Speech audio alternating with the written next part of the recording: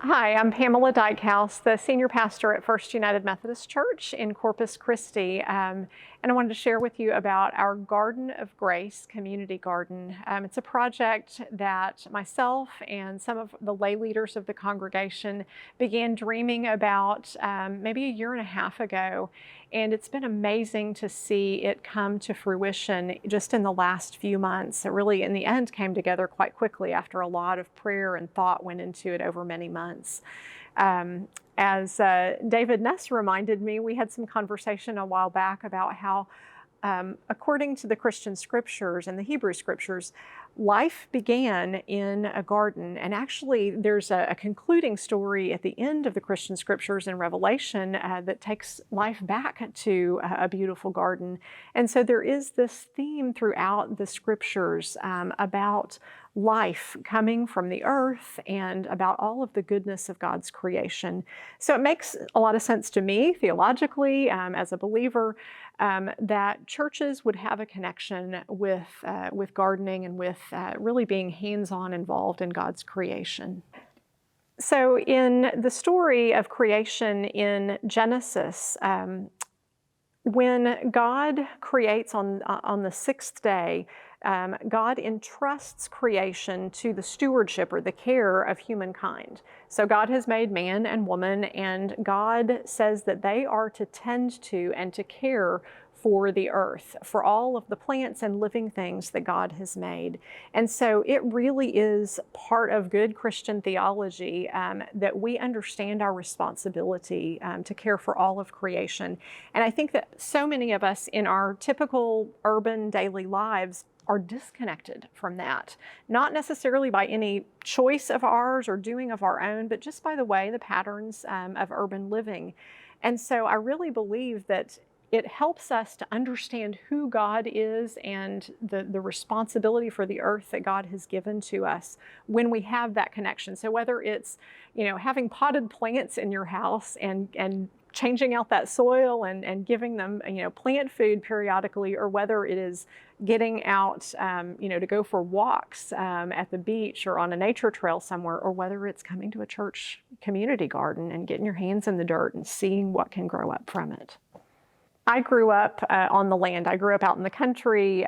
My dad, my granddad, always there was a vegetable garden. And so that for me is just a natural thing to do, to go out and to pick something that you're going to eat for supper that day. And for me, there has always been such refreshment in being outdoors.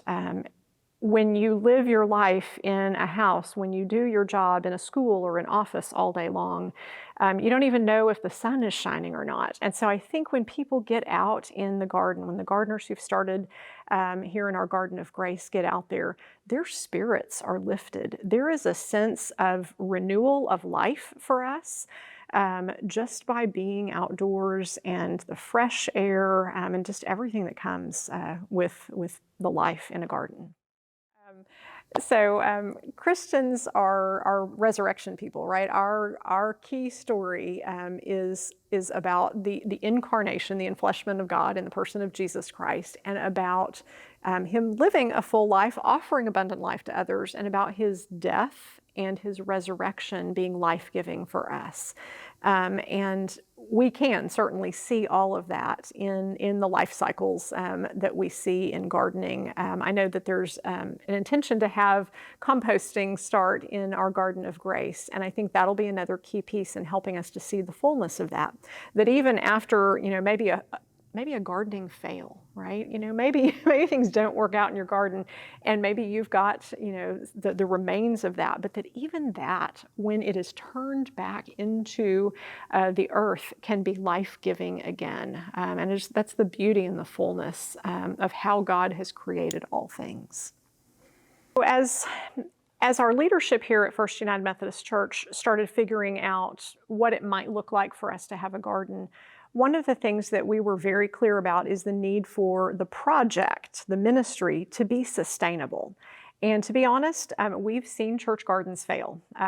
I personally helped start a church garden 2 decades ago at the first church I served, and it takes a lot of work to keep people engaged to keep some kind of organization to it. So we knew from the beginning that we wouldn't be the only church garden in town or the only community garden, but that we needed partners in doing it. And thankfully, I was aware of Grow Local, and we reached out to them early on in the process so that we could truly do this as a partnership with people who already know how to do gardening well, first of all, and can teach us and teach our neighbors how to do that better.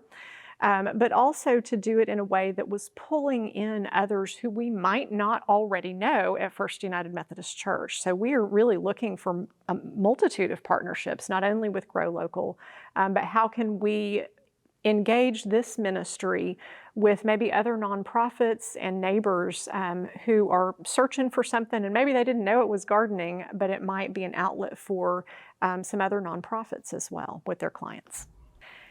So we love that we have a beautiful garden growing. I'm amazed by what's already happening with the 22 raised beds that are abundant right now with things that they're producing. But we have an even bigger vision for the ministry of the Garden of Grace through First United Methodist Church, and that is we have some extra space in there, and we've placed a cross in the center of it and some benches around, and we envision it being a place for worship, not only for the private worship of each gardener kneeling beside their bed, but also for people to come together for times of prayer out there in the beauty of creation, perhaps even for full-on worship services. We've talked about so many dog walkers in the neighborhood around, and having a blessing of animals in that space. And just understanding that ministry doesn't all happen inside the four walls of a church building. And so we really want to look for how God might be calling us to have a bigger vision for what we do there.